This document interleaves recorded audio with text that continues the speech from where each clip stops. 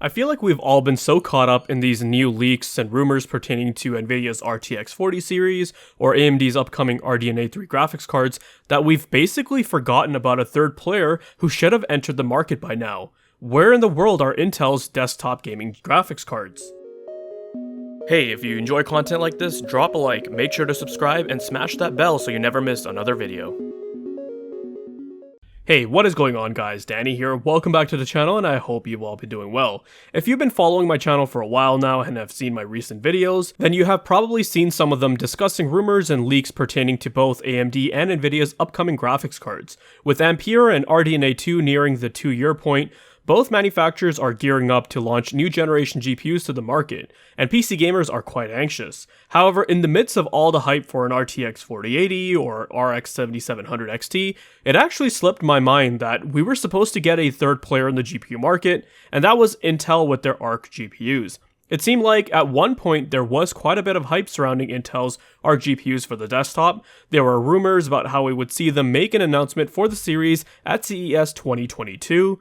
Well, that didn't happen. Then it was rumored they would launch them sometime in early Q2. That didn't happen either, and eventually they ended up just going quiet on the matter, which is very concerning.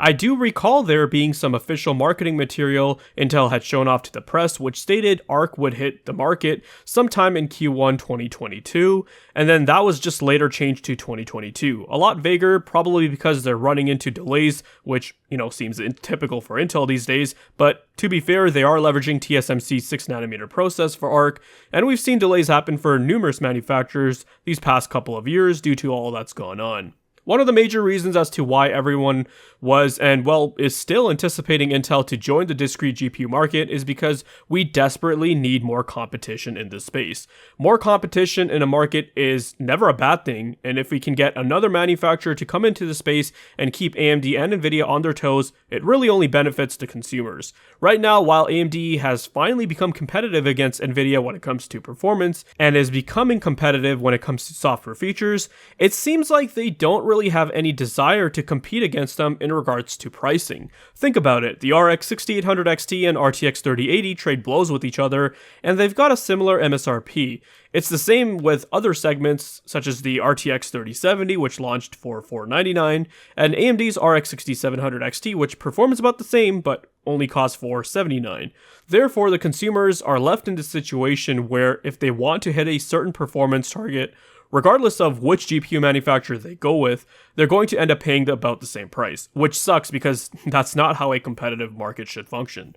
However, if Intel was to come along and release a GPU that performs like an RTX 3070 and they price it at say $399, then all of a sudden you have a product that looks very enticing to consumers as you're getting the same performance as an RTX 3070 but for $100 cheaper. Obviously pricing will vary depending on where you are in the world, retailer promos, AIB markups, etc. So I can really only compare it against official MSRP numbers. The problem is that Intel needed to do this 6 months ago. Since the GPUs aren't out in the market, they aren't in the hands of reviewers, we just don't know exactly how their upcoming desktop GPUs will perform.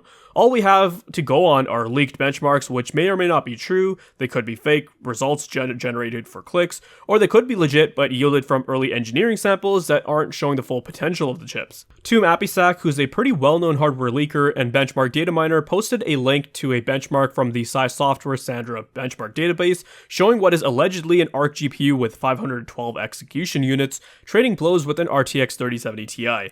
Game Debate also have claimed to have data from the popular Geekbench benchmark of an Arc 770 GPU performing closely to an RTX 2070 in the OpenCL portion of the benchmark, which really isn't that impressive. However, this is just a synthetic benchmark and it could end up performing much better than that in real-world performance. There was also a leaked slide back in September 2021, which showed their flagship SKU targeting the RTX 3070 RX 6700 XT performance segment. So as you can see, based on the info we have right now, performance is just all over the place. My biggest concern is that regardless of its performance, it seems like the target for Intel are current gen GPUs. Like I said in the start of this video, we're hearing rumors about how AMD and Nvidia are gearing up to move on to their next generation GPUs. So if they do end up releasing GPUs come Q3 or Q4, well, they're definitely going to have their work cut out for them as they won't be competing against current gen GPUs, but will primarily be competing against next gen GPUs. Let's say they do actually manage to release their flagship A780 to the market. It performs reliably like an RTX 3070 in games and is priced at $449. But then comes Nvidia a few months later with an RTX 4070 which might perform like an RTX 3080 Ti for $500. That would be a total bloodbath. Intel's opportunity for them to enter the market and really make an imprint has long passed. The ship has sailed, I'm afraid. And the reason why I say that is because at the end of the day, this is Intel we're talking about. I highly doubt they're just going to say, well, since we're so late to the market, we might as well just take a huge loss on these GPUs and price them appropriately. The only way I see Intel's first generation desktop GPUs being saved is if they're willing to price them significantly lower than their AMD or Nvidia counterparts. If they can offer RTX 3070 like performance for $350, then they might have a chance, but it has to be now, and I also just don't see them really doing that.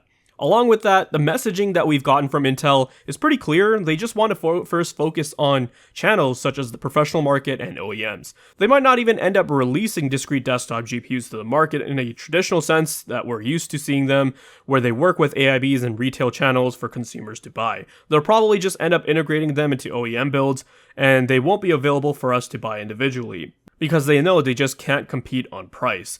And at the same time, nobody will be buying their GPUs if they cost the same as Nvidia or AMD. Heck, the latter are even having trouble right now moving their current gen GPUs because people aren't interested in paying MSRP for 2-year-old cards. They would rather put that money towards new generation GPUs, which will give them so much more performance for their dollar. I know I'm acting like a complete doomer, but from everything I've seen surrounding Intel's ARC GPUs, it doesn't seem promising, and the last time we had a manufacturer behave like this was when the Radeon Technologies group was gearing up to release Vega to market. And we all know how that turned out, who was behind that series, and, well, where they are right now. As a fan of market competition, I was really hoping for Intel to come in and make a splash into the market. But now I'm just not even going to bother with it since it's clear to me that they're just not going to be able to compete for a while. If you guys found this video to be informative and entertaining, then leave a like. Let me know your thoughts and comments down below. Be sure to check out the video description for cool links and ways to support the channel, such as using my Amazon affiliate link. And if you're interested in seeing more content like this, then consider subscribing. I'd greatly appreciate it. Thank you guys so much for watching, take care, and I'll see you in the next one.